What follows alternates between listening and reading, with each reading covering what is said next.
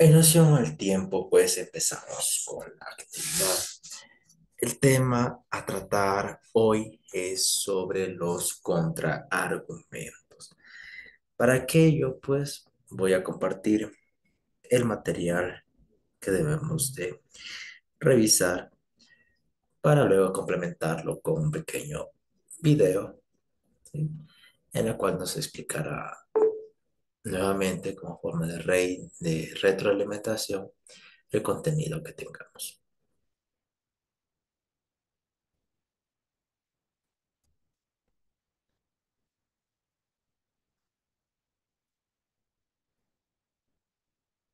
Bien, cuando nosotros hacemos referencia a un contraargumento, obviamente viene a ser un argumento que nosotros estemos utilizando como una respuesta a otro argumento que se nos haya dado. Por eso su nombre, contraargumento.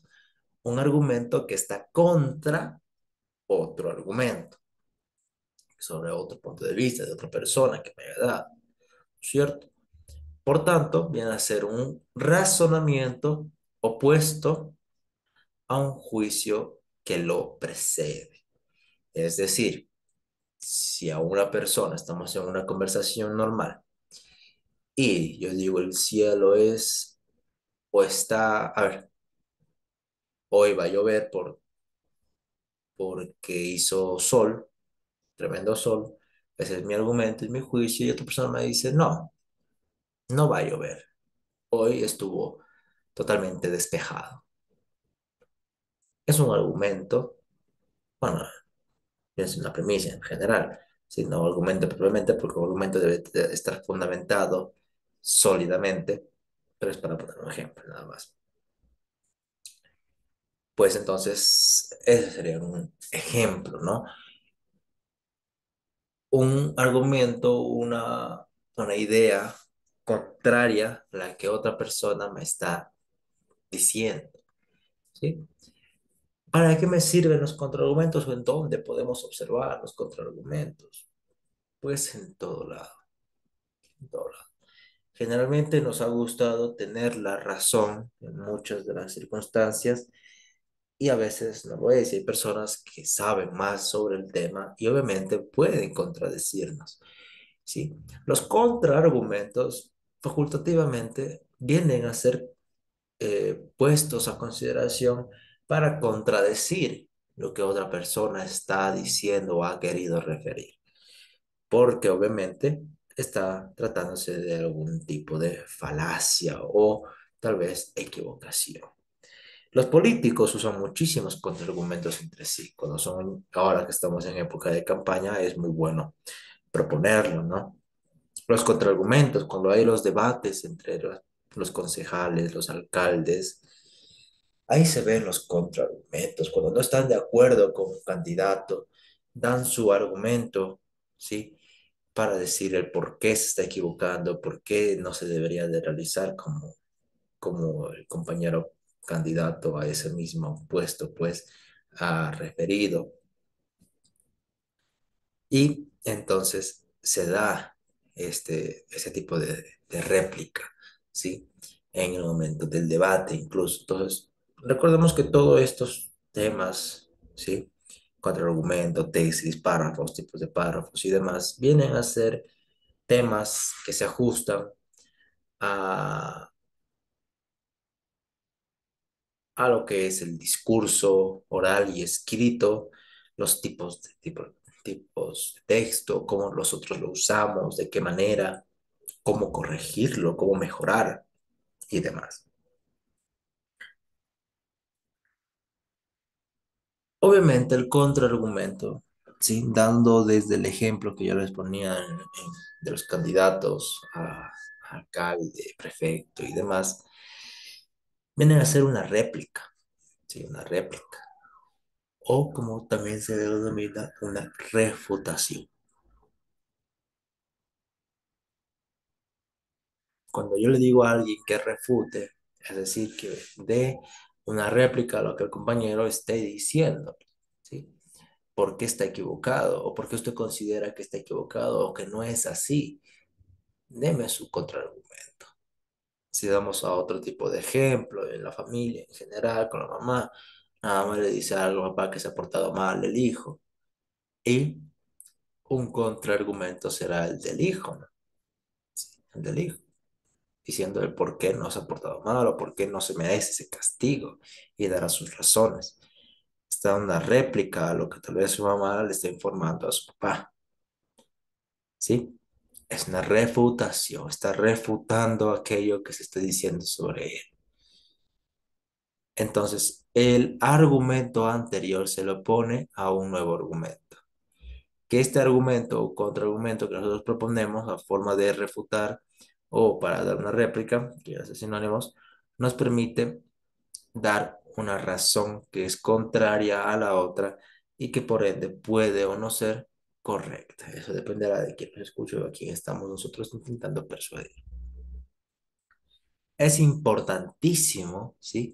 Tener en cuenta que cualquier tipo de argumento que yo dé sobre cualquier área, ¿sí?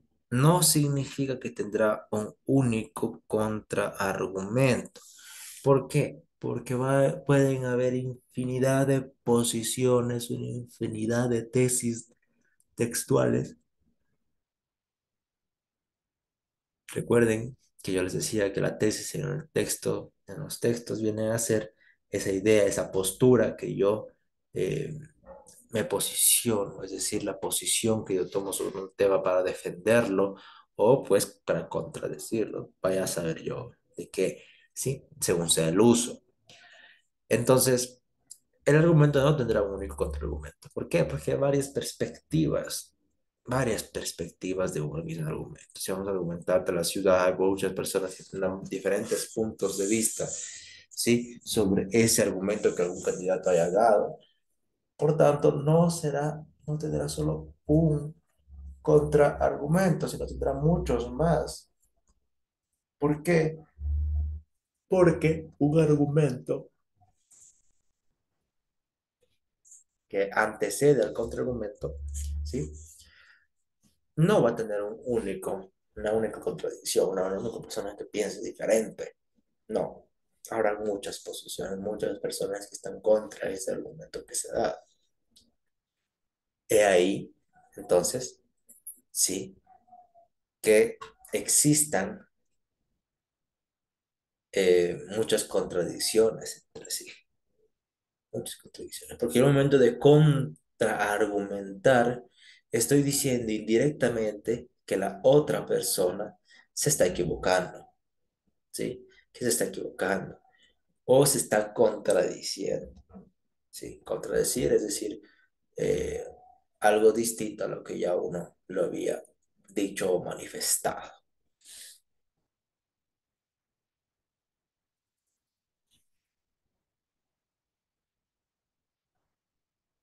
Un ejemplo, o parte del ejemplo, ¿sí? Es sobre esta discusión si es que la Tierra es redonda o no. Tal vez a algunos les parezca absurdo ahora, sí, pero mucho antes se debatía aquello, se hacían discusiones de aquello. Entonces, desde estas discusiones que se daban este tipo de posiciones distintas, una posición A, una posición B, entre las dos, pues se establecía un argumento, ¿sí? Y el otro, y así se iban contradiciendo el uno del otro porque creía tener uno de ellos la razón. La discusión terraplanista, ¿sí? Considera la, que, que el movimiento terraplanista, ¿sí? Que sostienen a la Tierra viene a ser plana. Y los integrantes de la comunidad científica que aseguran que el planeta es esférico. Las dos posiciones, ¿cierto? Lo que dice una posición A, una posición B. Cada una contradecirá a la otra. Entonces, si los terraplanistas sostienen que la Tierra viene a ser una superficie plana y que viene a cierto modo a flotar en el espacio con la Luna y el Sol, eso se vuelve en torno a ello. Pero por el contrario, la ciencia, ¿sí? Presenta como contraargumento, ese debe ser el contraargumento, ¿sí? Imágenes capturadas de los satélites, fundamentados en la leyes de gravedad,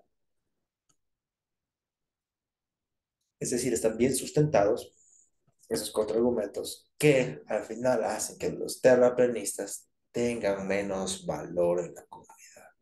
¿Por qué? Porque se lo considera como un conocimiento vacío. Es algo que no se puede dar desde un punto de vista objetivo. Y esto no se trata de un texto literario, sino de un texto objetivo, que se debe de emplear la objetividad a la razón.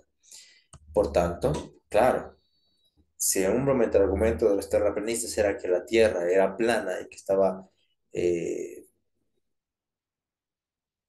flotando en el espacio, los investigadores o la ciencia se encargó de desmentir aquello, de desmentir.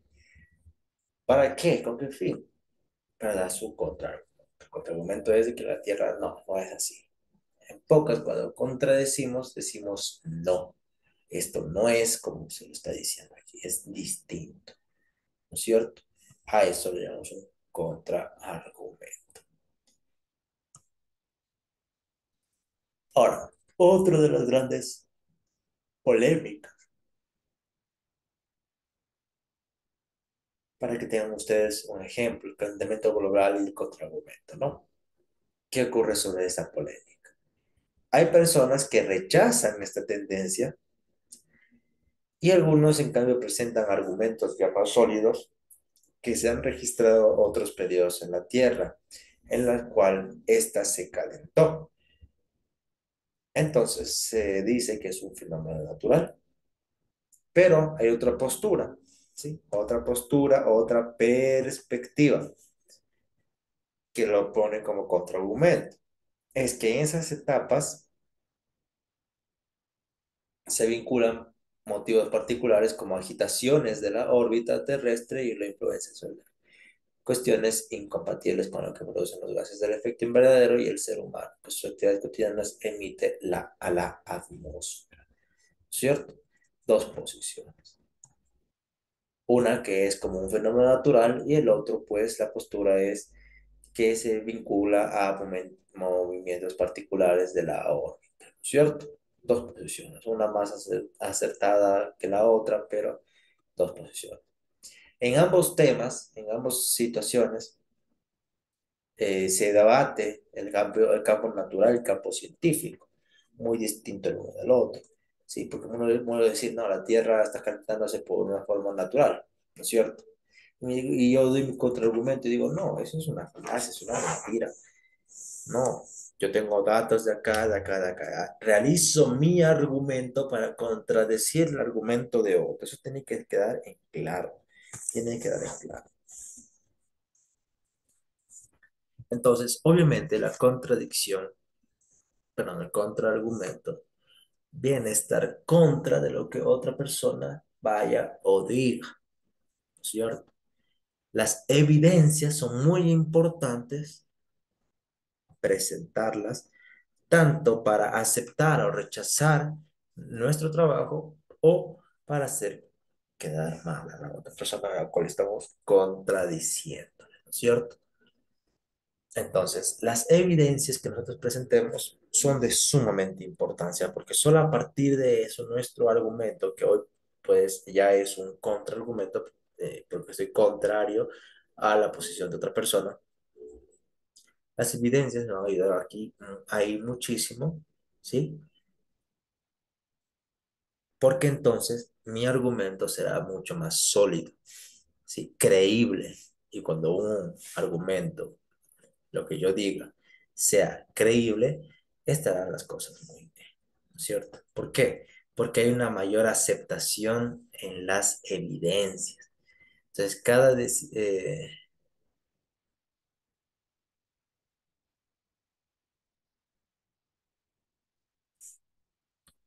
por ejemplo, nos dan otro tipo de situación, ¿no? Y nos explica aquí en el texto, ¿sí? Que, por ejemplo, que respecto al calentamiento global se da una situación.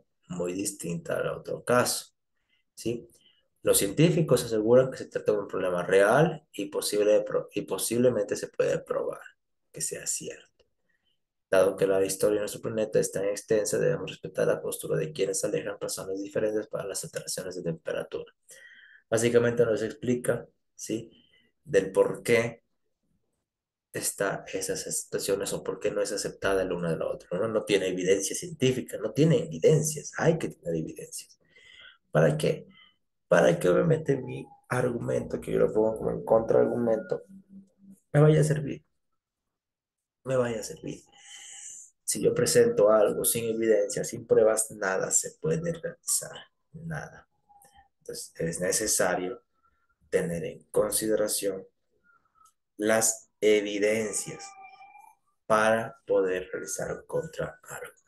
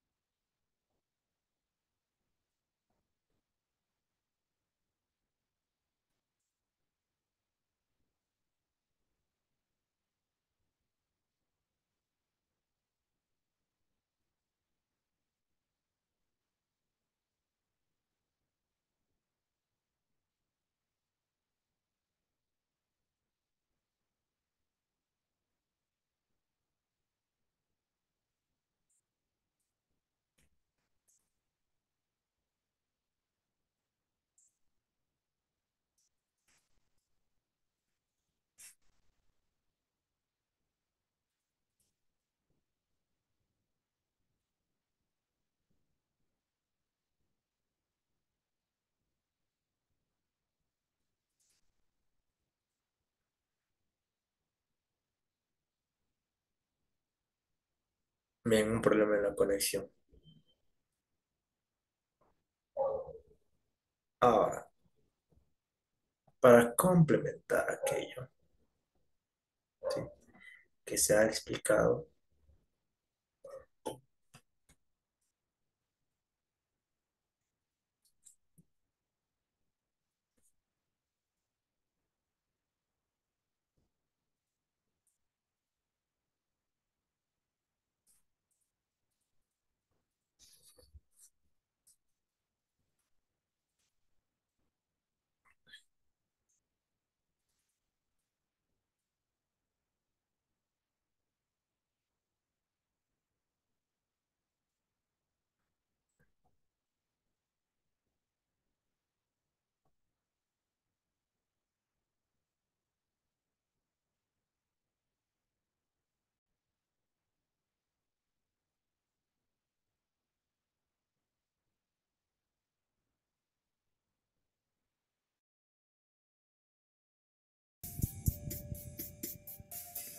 Como hemos revisado, para construir un argumento sólido debemos partir de una afirmación que sea argumentable, la cual debe cumplir con tres condiciones.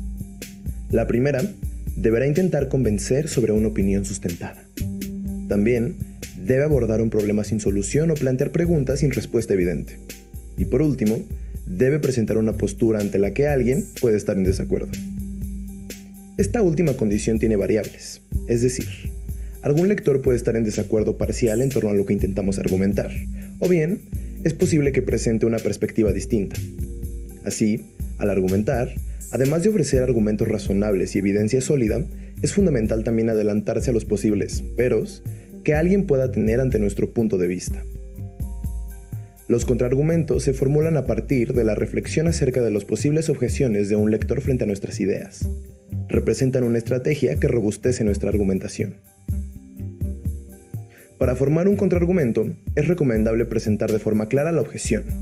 Luego, se aconseja explicar detalladamente y presentar evidencia a favor de la objeción. Y para concluir, conviene presentar razones que demuestren que lo defendido sigue siendo válido, a pesar de las objeciones. Por ejemplo, un argumento es: consumir productos orgánicos es una buena forma de ayudar a la conservación del medio ambiente. debido a que su producción es sustentable. Asimismo, la agricultura sustentable tiene un impacto positivo en la producción y la economía local, tal como se ha observado en Michoacán, donde se incrementó 41% el cultivo de maíz. Si alguien no estuviera de acuerdo, podría contraargumentar de esta forma. Durante los últimos años se ha explotado el sello de los productos orgánicos y suelen ofrecerse a precios mucho más elevados que los productos normales. Aquí se presenta la objeción de forma clara. Después, el contraargumento seguiría.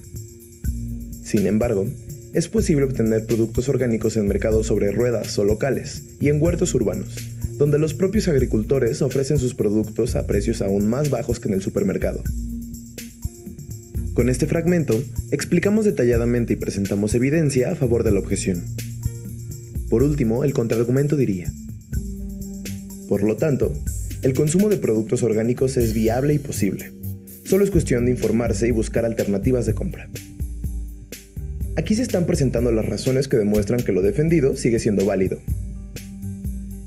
No existe un lugar fijo para colocar los contraargumentos en un texto. Todo dependerá del tema tratado y tus intenciones como autor.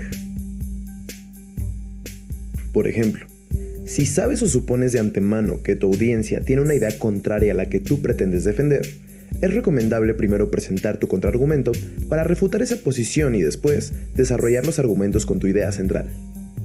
Recuerda, argumentar no se trata de imponer ideas, sino presentarlas usando razones válidas. Así, al examinar puntos de vista alternativos u opuestos al tuyo, además de mostrar que estás considerando otras ideas, podrás explicar por qué tu perspectiva es mejor que las otras. Y convencerás a tu audiencia.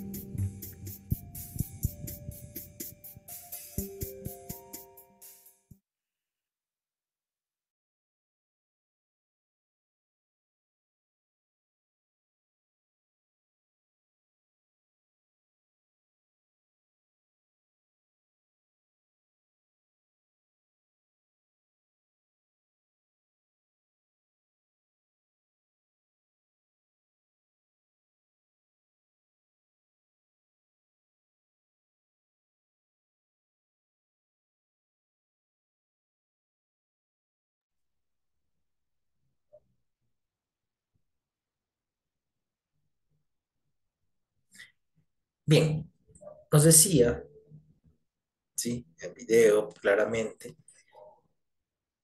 y dado un ejemplo de cómo viene a ser un contraargumento, un razonamiento que busca contradecir, ¿sí? Contrarrestar una idea que fue anunciada por otra persona.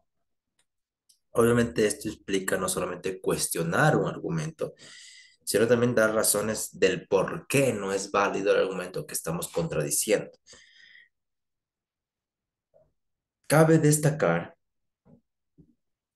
que un argumento puede ser resultado de, eh, de muchas maneras, ¿no?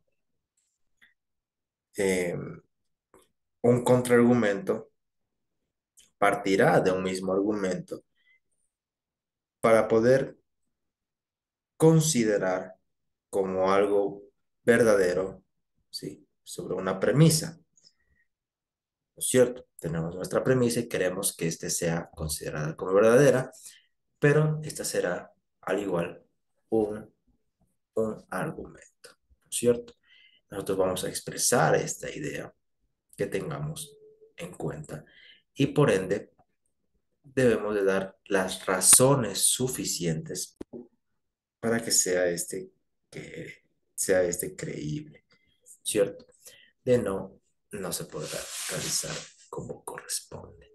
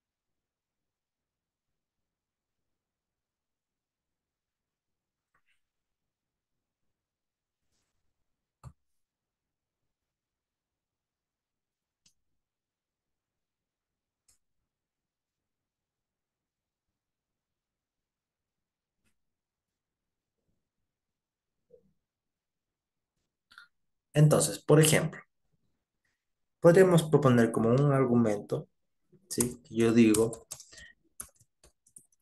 el próximo examen, ¿sí?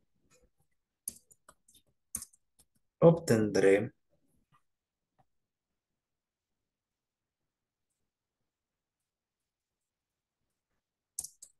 la mejor calificación.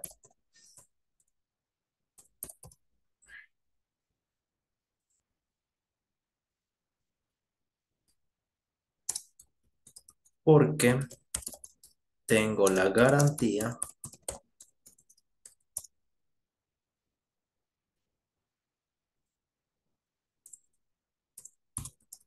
que estudiar mucho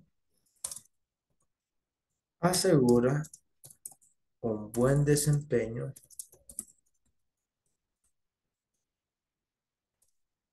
en las evaluaciones, ¿no es cierto? Yo tengo aquí mi argumento, o mi premisa, si queremos decir así. Pero yo quiero, soy compañero y digo, no, eso no es verdad. Y digo, quienes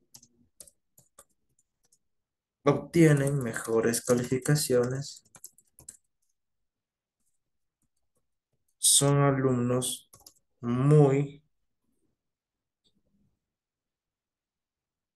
inteligentes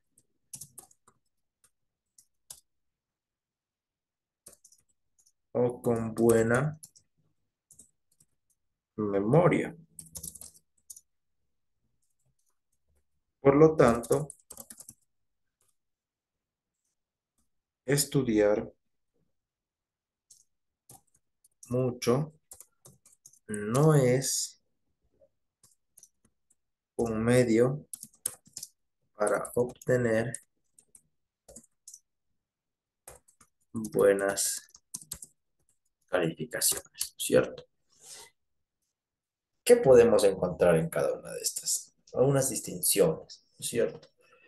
Que yo en el uno digo que voy a obtener una calificación buena porque yo creo que es una garantía que estudiar mucho asegura un buen desempeño en las evaluaciones. Es decir, el que estudia mucho saca buenas notas.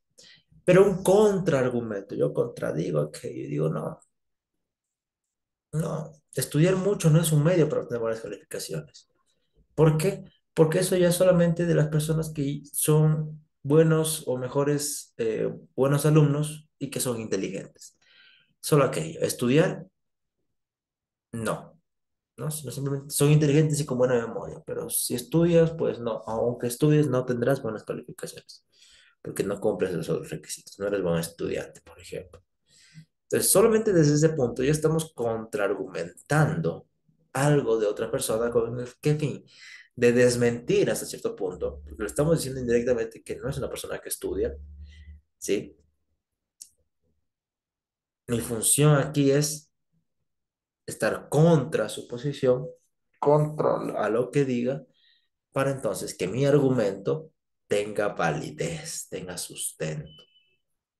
Ahora, el ejemplo que yo he puesto falta mucho más sustento, ¿no es cierto? Para que sea considerado también como un argumento y por ende un contraargumento, ¿sí? Tengo que dar razones más allá de que por qué se garantiza que estudiar mucho sea benéfico para las evaluaciones. Solo con tener ese dato sería algo mucho más fuerte con mi argumento. Igual en contraargumento que he puesto como ejemplo, ¿no? ¿Por qué se dice que las mejores calificaciones tienen alumnos muy inteligentes y con buena memoria? O específicamente con buena memoria. Agregar aquello entonces da fortaleza. Ya vemos el por qué yo digo aquello, ¿no es cierto? Mi tesis aquí va a ser esta, ¿no es cierto? Recuerden que yo decía que aparece la tesis en forma afirmativa o en forma de pregunta, generalmente en forma imperativa. Estudiar mucho no es un medio para obtener buenas calificaciones. Esa es mi premisa, esa es mi posición. Ahora tengo que referirme a eso, sacar información de esto respecto, para entonces decir, sí, sí es una contradicción. Entonces, ¿existe independencia del contraargumento? Pues sí, ¿sí? Sí, existe una independencia del contraargumento. ¿Por qué? Porque si nosotros miramos las discusiones de sí mismas, ¿sí? Podemos decir que el contraargumento existe de manera independiente a quien lo usa. ¿Con qué objetivo? Para conseguir un equilibrio en el ámbito intelectual. ¿Cuál es este equilibrio? Que no todos tienen razón, no todos tienen razón. Siempre hay otra perspectiva en la que debemos de considerar. Siempre debemos de considerar aquello. ¿Para qué? Para que se dé una nueva interpretación de esa información que yo estoy hasta cierto punto debatiendo, ¿cierto? ¿Por qué? Porque depende del punto de vista. Veamos la imagen, ¿no? Para el uno que lo ve desde la posición de abajo, ve el número 9, el otro ve el número 6. Todo depende de esta perspectiva. El contraargumento es decir, razones lógicas por la cual el uno está de acuerdo, está en desacuerdo que el otro. ¿Y por qué dicen que es un 9? ¿Sí? Tiene que dar su argumento. ¿Sí? Tiene que un argumento válido que diga que eso es correcto y no lo otro, ¿cierto? Eso quiere decir que presentar un contraargumento no es tan sencillo como decir uno, ¿no es cierto? ¿Por qué? Porque no va a ser una respuesta caprichosa, sino que sirve para comprobar la veracidad de lo expuesto. Es decir, ¿no? Para contrarrestar la información, para contradecir al adversario, ¿sí? Y aquello valdrá mucho en cuenta el punto de vista. Y nosotros tenemos que ser tan críticos como es, aceptar lo que otras personas puedan decir, porque entonces pasará el dibujo, ¿cierto? No vamos a entrar en detalle. Vamos a decir, no, es un 9, no, es un 6, ¿y por qué? Y no escuchar al otro. Entonces, llegar a aquello, mi contraargumento, me sirve para qué? Para buscar una verdad hasta cierto punto. Buscar esa verdad, esa respuesta. Y no simplemente me salga a mí por puro capricho, porque yo desde mi interior, lo que yo estoy percibiendo, ese momento sea correcto. No. Tiene que tener mucho más fundamentos.